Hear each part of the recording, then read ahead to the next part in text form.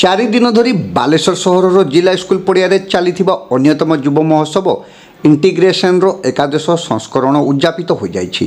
आयोजित कार्यक्रम में इंटीग्रेशन रो मुख्य उपदेष्टा तथा बालेश्वर संसदीय क्षेत्र कांग्रेस नेता नवज्योति पट्टनायक मुख्य अतिथि भाव जोगदे युवक किशोर और शिशु प्रतिभा लोकलोचन को आनिबारे एही उत्सव एक प्लाटफर्म हो पारिछि बोली कहिथिले। युव संगठक तथा नूतन वार्तार संपादक विभुपद दास बरणीय अतिथि भाव जोगदे अनुष्ठान उत्तरोत्तर उन्नति कामना करने सह समस्त को साधुवाद जनइथिले।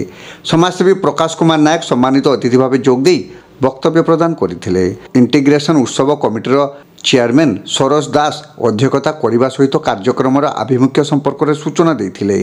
उद्यापनी कार्यक्रम में साधारण संपादक गौतम साहू विवरणी उपस्थापन करते। मुख्य उपदेष्टा पूर्वतन काउंसिलर चित्तरंजन पंडा, सभापति सुशांत साहू, संपादक जीवन महापात्र, उमेश बेहरा प्रमुख ए वक्तव्य प्रदान सहित यह कार्यक्रम आगामी दिन में जारी रखापी बालेश्वरवासी सहयोग कामना करते। यह अवसर में विभिन्न क्षेत्र में उल्लेखनीय अवदान पर बाइक राइडर कृष्णा शतपथी, आश्रिता तोरई, हृतिक नायक, एलिना सामल, गिरिजा शंकर नायक प्रमुखों समेत बहु व्यक्ति और संगठन को अनुष्ठान पक्षर संबर्धना प्रदान करा जायथिला। एसहित मिस इंडिया होई बालेश्वर समेत ओडिशा पई गर्व गौरव आनिथिबा बालेश्वर झील संजना प्रधान को अनुष्ठान पक्षर संबर्धना प्रदान करा जायथिला। विभिन्न प्रतियोगितार कृतित्व हासिल करथिबा युवक किशोर और शिशु प्रतियोगी को यही अवसर में श्री पट्टनायक पुरस्कृत करथिले।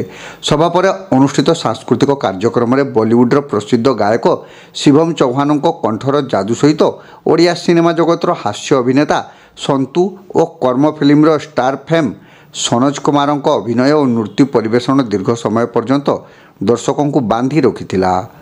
सस्मिता शुक्ला, प्लावन दास, दिव्यज्योति दास, सत्यजित साहू, सौरभ बेहरा, चंदन महाडिक, विमल महाडिक, निमाई नंदी, अरुण कुमार राम, अभिषेक जेना प्रमुखों समेत उत्सव कमिटीर समस्त सदस्य उपस्थित रही कार्यक्रम परिचालना करथिले। युवपीढ़ी को टैलेंट को आगु को आनिया जो सुजोग तैयारी करिसंती आपण माने खाली बालेश्वर रे सीमित रही जाइछंती।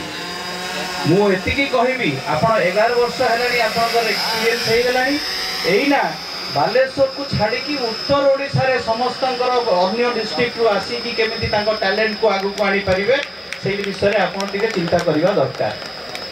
खास करके जो बंधु मोर बा पटे छिड़ा होती आजिकल तो सब डबल इंजिन सरकार कहते आम डबल ना वाला स्टेज में छिड़ा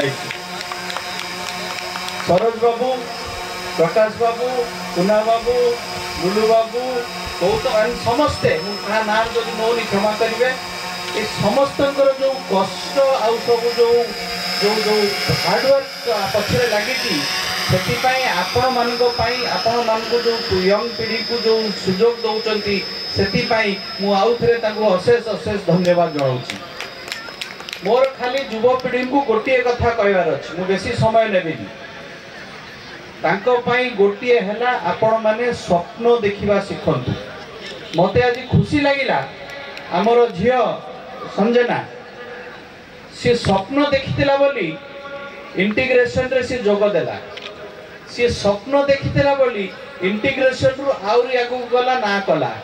स्वप्न देखिले गोटे विजन आसीबो, विजन आसिले गोटे प्लान करिवो, गोटे प्लान कले ताकू एक्शन में परिणत करिवो। सेटा हवा दरकार सब युव पीढ़ी उद्देश्य।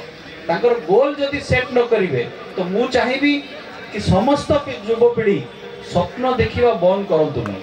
स्वप्न देखिले आपनकर मनोकामना पूर्ण होबो। सेतिपई ए इंटीग्रेशन भया प्लेटफॉर्म आपन को मिलिबो। आपनकर निजर टैलेंट को आगु उठिया पे आपन को निश्चित भाबे सुयोग मिलिबो।